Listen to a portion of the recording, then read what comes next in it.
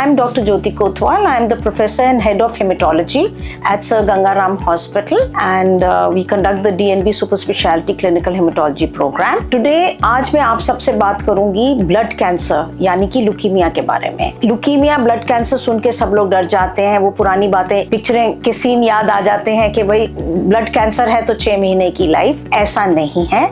आज की डेट में ब्लड कैंसर के बारे में बहुत कुछ समझा गया है और बहुत नए तरह के इलाज भी आ गए हैं। सबसे पहले मैं आपको ये बताना चाहूंगी कि ब्लड कैंसर 2 टाइप के होते हैं। एक होता है एक्यूट लुकीमिया, जिसमें पेशेंट एकदम से सीरियस कंडीशन में आता है, हीमोग्लोबिन उसका कम होता है, उसको इन्फेक्शन हो सकती है, उसके बॉडी पे थोड़े थोड़े रेड स्पॉट्स होते हैं जिसको हम पिटीके कहते हैं। आप लोग डेंगू में भी ये स्पॉट्स के बारे में जानते हैं। तो प्लेटलेट्स कम हो जाते हैं क्योंकि एक्यूट लुकीमिया में जो सेल्स होते हैं मैच्योर नहीं होते और इमेच्योर ब्लास्ट पूरा मल्टीप्लाई करके पूरी बोन मैरो को कवर कर लेते हैं और इसलिए normal haemoglobin, normal WBCs, white cells और नॉर्मल प्लेटलेट्स नहीं बनते। इसीलिए उनको ये तकलीफ होती है, सांस चढ़ना, घबराहट होना, पेटीके होना, बार बार इन्फेक्शन होना और हाई फीवर के साथ भी पेशेंट आता है। ऐसे में हम उनका CBC करते हैं और CBC से पता चल जाता है लुकीमिया है एक्यूट और उसको आगे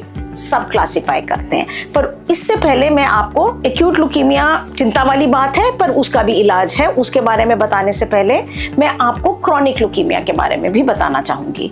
क्रॉनिक लुकीमिया ज्यादा कॉमन है, मतलब कि धीरे धीरे हो रहा है और आज से कुछ 10-15 साल पहले तो पेशेंट्स आते ही नहीं थे, वो काफी लेट आते थे। जैसे क्रॉनिक माइलॉइड लुकीमिया में जब पित्ती बढ़ जाती थी या स्प्लीन बहुत बड़ा हो जाता था और उनको यहाँ पेट में भारीपन महसूस होता था तो कई बार तब आते थे। पर आज की डेट में हिंदुस्तान में CBC प्राइवेट लैब से, छोटे छोटे लैब से सस्ते में मिलता है और लोग जनरली अपना CBC कंप्लीट ब्लड काउंट कराते हैं। तो अगर आपने अपना CBC कराया, क्योंकि वो लैब वाले उसमें डायग्नोसिस नहीं देते, तो अगर आपका WBC काउंट जो 10 या 11 हजार तक नॉर्मल होता है बड़ा हुआ है और उसमें या लिम्फोसाइट्स बढ़े हुए हैं तो वो क्रॉनिक लिम्फोसिटिक लुकीमिया है, और अगर न्यूट्रोफिल्स बढ़े हुए हैं रिपोर्ट में तो वो क्रॉनिक माइलॉइड लुकीमिया हो सकता है, इन्फेक्शन भी हो सकती है। तो ऐसे केस में आपको अपने आप को एक हेमेटोलॉजिस्ट को दिखाना या एक हेमेटोपैथोलॉजी लैब में जाके टेस्ट कराना जरूरी हो जाता है। और हम कुछ क्रॉनिक माइलॉइड लुकीमिया के लिए एक म्यूटेशन होती है BCR-ABL, वो टेस्ट करते हैं। बिना बोन मैरो के वो टेस्ट ब्लड में हो जाता है और क्रॉनिक माइलॉइड लुकीमिया का डायग्नोसिस हो जाता है। और क्रॉनिक लिम्फोसिटिक लुकीमिया के लिए ही वही ब्लड सैंपल जो आप नीडल से निकालते हैं कंप्लीट काउंट के लिए, उस पे फ्लो साइटोमेट्री करके पता चल जाता है कि ये जो लिम्फोसाइट्स बढ़े हुए हैं ये कैंसर वाले लिम्फोसाइट्स हैं कि नहीं है। तो ये दोनों डायग्नोसिस बिना बोन मैरो के हो जाते हैं और इनका इलाज भी है। क्रॉनिक माइलॉइड लुकीमिया का तो इलाज एक इतना अच्छा है, जब पता चला कि ये म्यूटेशन एक एंजाइम बनाती है टायरोसिन काइनेज जो सेल्स को मल्टीप्लाई कराता है, तो एक दवाई आई टायरोसिन काइनेज इनहिबिटर इमैटिनिब, और अब नई आ गई है और उसको खा के गोली को CML का पेशेंट बिल्कुल नॉर्मल इंसान की तरह, जैसे आप डायबिटीज के लिए गोली खाते हैं, हाई ब्लड प्रेशर के लिए गोली खाते हैं, क्रॉनिक माइलॉइड लुकीमिया के लिए गोली खा के इंसान ठीक रहता है। एक ही साइड इफेक्ट है उसका कि वो टायरोसिन काइनेज इनहिबिटर है। तो टायरोसिन काइनेज हमारे स्किन के मेलेनिन पिगमेंट जो ब्राउन रंग है उसको भी बनाता है, तो थोड़ा सा रंग गोरा जरूर हो जाता है पेशेंट का।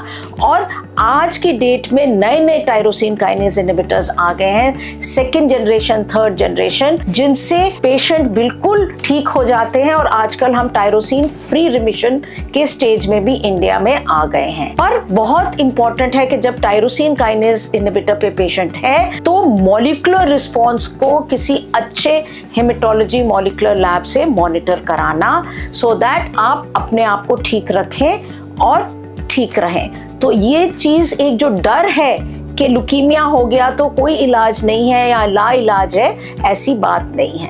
अब आई क्रॉनिक लिम्फोसिटिक लुकीमिया की बात। तो क्रॉनिक लिम्फोसिटिक लुकीमिया पुराने जमाने में हम कहते थे सबसे अच्छा लुकीमिया है, क्योंकि जब तक 5-6 साल में हीमोग्लोबिन कम ना हो या प्लेटलेट कम ना हो तो ट्रीटमेंट नहीं दिया जाता था।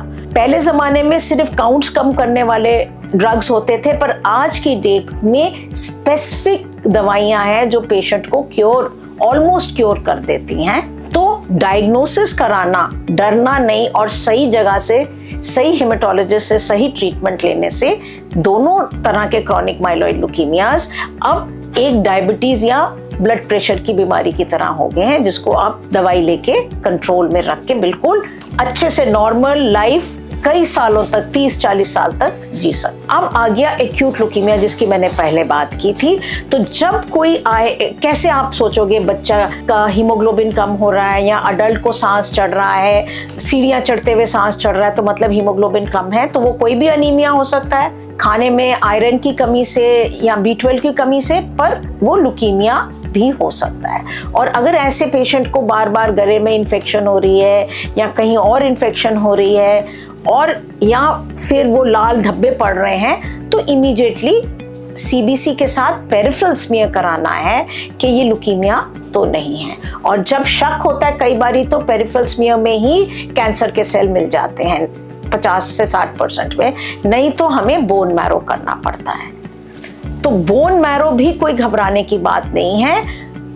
यहाँ पर पीठ, बटक्स के पीछे जो हड्डी है उस पे एक लोकल एनेस्थीसिया देते हैं, सुन करते हैं, और बोन मैरो डे केयर में 2 घंटे हॉस्पिटल में रहना होता है, बस 5 मिनट में मैरो का टेस्ट हो जाता है। ये मैरो करते वक्त मैरो के साथ फ्लो साइटोमेट्री का भी सैंपल ले लेते हैं। तो हम फिर बोन मैरो को देखते हैं कि ये किस तरह के ल्यूकीमिया है। एक्यूट लिम्फोब्लास्टिक हो सकता है, जो T सेल और B सेल होता है। इनमें से B सेल ALL बहुत अच्छा है, इसका इलाज अच्छे से हो जाता है। और एक्यूट माइलॉइड ल्यूकीमिया भी हो सकता है। पुराने जमाने में कहते थे किसी को एक्यूट माइलॉइड ल्यूकीमिया है तो 6 महीने का टाइम है, पर आज की डेट में ऐसा नहीं है। एक्यूट माइलॉइड ल्यूकीमिया जब होता है तो हम मैरो को देखते हैं। फ्लो साइटोमेट्री में दोनों ल्यूकीमियाज में हम सब टाइप करते हैं, क्या उसका इम्यूनोटाइप है। उस इम्यूनोटाइप के बेसिस पे थेरेपी और मॉलिक्यूलर टेस्ट डिसाइड होते हैं। मैं आपको थोड़ा सा बताना चाहूंगी, जैसे कि किसी को CD22 positive B acute leukaemia है लिम्फोब्लास्टिक, तो उसकी भी एक स्पेसिफिक दवाई आज की डेट में अवेलेबल है। और एक्यूट माइलॉइड ल्यूकीमिया में म्यूटेशंस देखी जाती हैं। म्यूटेशंस के बेसिस पे हम कहते हैं ये गुड रिस्क है कि ये इंटरमीडिएट रिस्क है कि ये बैड रिस्क है। गुड रिस्क को कीमोथेरेपी दे के रिमिशन में डाल देते हैं। जो इंटरमीडिएट रिस्क है उसको हम अग्रेसिव थेरेपी देते हैं और उसके बाद मैरो मैच करके भाई बहन या पेरेंट्स से ट्रांसप्लांट करते हैं, तो उनकी डिजीज क्योर हो जाती है। तो ये सब आज की डेट में इलाज अवेलेबल है। और म्यूटेशंस में कुछ म्यूटेशंस ऐसी हैं, IDH1, IDH2 और FLT3 जो एक्यूट माइलॉइड ल्यूकीमिया में आज की डेट में हम टेस्ट करते हैं। अगर ये म्यूटेशन होती है तो इसके अगेंस्ट फाइट करने वाले स्पेसिफिक थेरेपी है, जो कीमोथेरेपी की तरह ना बाल झाड़ती है ना कोई प्रॉब्लम करती है, सिर्फ उस कैंसर सेल को खत्म कर। ऐसे ही एक्यूट माइलॉइड ल्यूकीमिया जो बहुत खतरनाक माना जाता है, उसमें एक एक्यूट माइलॉइड ल्यूकीमिया जिसको पहले AML M3 भी बोलते थे, प्रोमाइलोसाइट्स बढ़े हुए होते हैं। और इसकी म्यूटेशन में एक विटामिन A की म्यूटेशन और कैंसर म्यूटेशन इकट्ठी होती है। और इसके इलाज में आपको बड़ी बड़ी कीमोथेरेपी भी नहीं देनी पड़ती, पर इसका डायग्नोसिस अगर सही हो तो ऑल ट्रांस रेटिनोइक एसिड यानी कि एक विटामिन A का बना हुआ ड्रग इस ल्यूकीमिया को क्योर कर देता है। तो डरना नहीं चाहिए, हमें पता होना चाहिए कि एक्यूट ल्यूकीमिया भी आज की डेट में स्पेशल टेस्ट करके, फ्लो साइटोमेट्री और मॉलिक्यूलर टेस्ट करके उसका सही डायग्नोसिस हो सकता है और ट्रीटमेंट हो सकता है। आप सब लोग सुनते होंगे NGS के बारे में, न्यू जनरेशन सीक्वेंसिंग। NGS एक नया टेस्ट आया है, इसका भी रोल आ गया है कि अगर हमें नॉर्मल मॉलिक्यूलर टेस्ट में कोई म्यूटेशंस नहीं मिलती एक्यूट माइलॉइड ल्यूकीमिया में, तो हम NGS करके उसमें भी कुछ स्पेसिफिक फ्यूजन्स और म्यूटेशंस ढूंढते हैं। वो हमें रिस्क स्ट्रैटिफाई करने में भी हेल्प करती है। और क्यों कि आज की डेट में इतने अच्छे ड्रग्स आ गए हैं जो ट्रीट कर देते हैं, या ट्रीटमेंट करके हम ट्रांसप्लांट करके पेशेंट को ट्रीट करते हैं, तो हम NGS के द्वारा हाई सेंसिटिविटी से बची हुई डिजीज, जो कि बोन मैरो नॉर्मल हो गया, हीमोग्लोबिन नॉर्मल हो गया, पर कहीं थोड़ी सी डिजीज बची हुई तो नहीं है, जिसको मिनिमल रेजिडुअल डिजीज या मेजरेबल रेजिडुअल डिजीज कहते हैं, तो वो हम हाई सेंसिटिविटी NGS से और फ्लो साइटोमेट्री में भी 5 मिलियन सेल्स को एक्वायर करके वो देते हैं, जिसके बेसिस पे पेशेंट का आगे का ट्रीटमेंट या फॉलोअप डिसाइड होता है। तो आज की डेट में मैं आप सबको ये बताना चाहती हूँ कि हमें ल्यूकीमिया हो गया तो डरना नहीं चाहिए कि भाई लाइफ खत्म हो गई है। ल्यूकीमिया ट्रीटेबल है, कंट्रोलेबल है एंड पेशेंट, कई ल्यूकीमियाज में पेशेंट की लाइफ उतनी ही लंबी है जैसे कि नॉर्मल इंडिविजुअल्स की होती है। Thank you.